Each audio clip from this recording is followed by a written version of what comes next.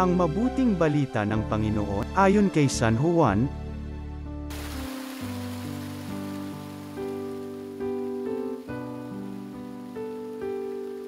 Noong panahong yun, sinabi ni Jesus sa kanyang mga alagad, "Ako ang tunay na puno ng ubas, at ang aking Ama ang tagapag-alaga."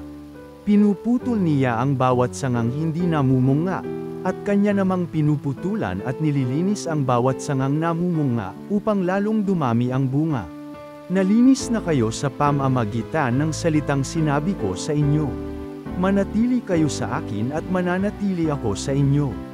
Hindi makapamumunga ang sangang hindi nananatiling nakakabit sa puno.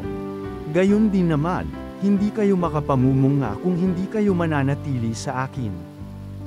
Ako ang puno ng ubas, kayo ang mga sanga.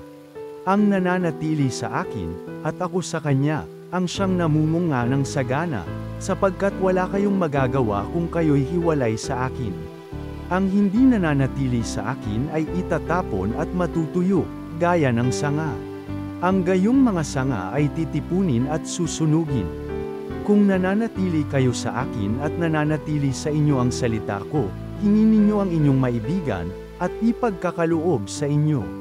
Napararangalan ng Ama kung kayo'y namumunga ng sagana at sa gayo'y napatutunayang mga alagad ko kayo.